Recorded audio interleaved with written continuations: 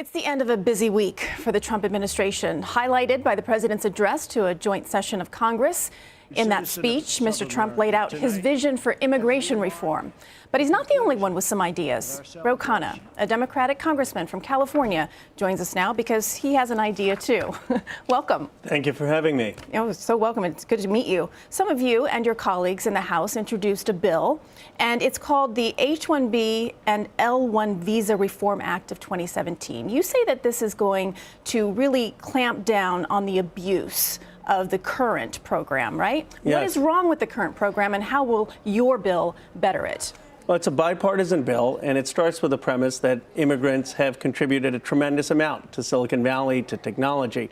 But there have been cases where workers have been brought in and paid below market wages, or have been asked to actually train, American workers have been asked to train their replacements, and that needs to stop. So we need to stop the abuse so that we can have the program as it was intended. And they're bringing in these workers because? They're bringing in these workers because they want to have cheaper workers. And often the people being laid off are older. They're in their 60s. It's often age discrimination. Sometimes American workers are asked to actually train their replacements. And some of these companies have more than 50% H1B visa holders. So what this bill says is if you can't have more than 50% H1B visa holders. So some of the abuse that's happened needs to be reformed, and then I think more people would support the program. So you'd like to tighten things up and make sure that everyone's following the rules. Absolutely, and so that American workers aren't at a disadvantage. You can't just bring in folks at a cheaper wage who, by the way, fear that their employer, if they get fired, they would be deported from the country,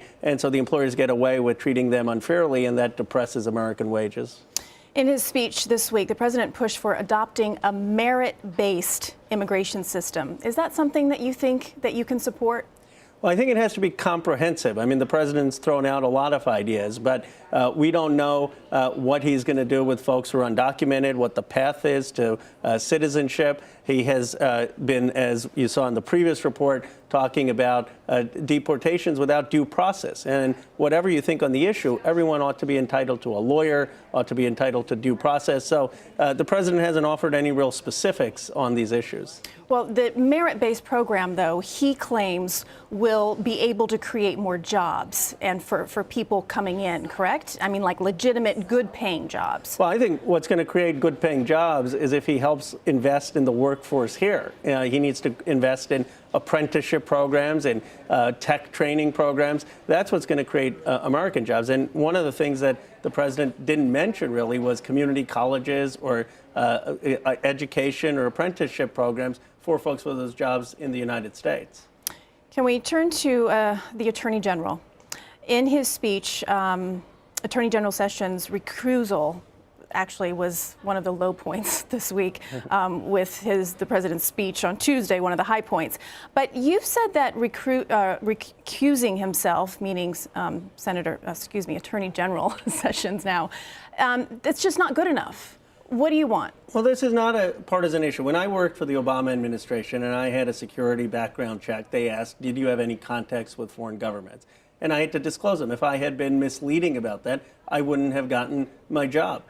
Senator Sessions, when he testified in front of the Senate, misled folks about whether he had contact with the Russian ambassador. And that's unacceptable. And so he ought to do the right thing, take accountability, and resign. But he said that his actions or his conversations during that time, he was as a senator. It wasn't as somebody from the Trump administration. Not good enough? I understand the distinction he's trying to draw, but the question he was asked is, did you ever have contact with Russian officials? Now, he could have said, yes, I did, but they were in my official capacity. He chose not to. And then he was asked a follow-up in writing by Senator Leahy to clarify, did he ever have contact with Russian officials? Again, he said no. So it's the integrity issue. We're a nation, a nation of laws, and he really wasn't forthcoming. Dotting the I's, crossing the T's. And more than dotting the I's, it's just being forthcoming with Congress. So speaking of dotting the I's, crossing the T's, Obamacare. And we're waiting to see what the Trump administration comes up with. That was a big major point of the president's campaign. But yet we still haven't seen anything as of yet. Here's what our vice president had to say about when we may see. I'm going to make you a promise. You heard the president say it, and give direction to the Congress. And it's just going to start happening in just a few days. We're going to repeal Obamacare once and for all and eliminate all its mandates and taxes and intrusion into your personal lives and into the lives of your business. So they're promising something soon. Do you think that will happen? One of the problems is we haven't been able to see the bill. So this has been done behind closed doors. I don't know what the timeline is because members of Congress aren't being able to read the details. What we've heard through leaks is that they're offering a tax credit, which is wholly inadequate. I mean, millions of people would lose their insurance because that tax credit isn't going to be enough for them to get insurance. One quick thing before I let you go. You're a freshman member of Congress. Congratulations. Thank But you. I did see this tweet that was on your Twitter feed that you shared with all of your followers. And that is you were eating at the cafeteria. And you said, growing up, I never thought I'd be elected to Congress and Indian food would be offered in the cafeteria. Well, I've got an unlikely story. I mean, my grandfather spent 4 years in jail with Gandhi in the Indian independence movement.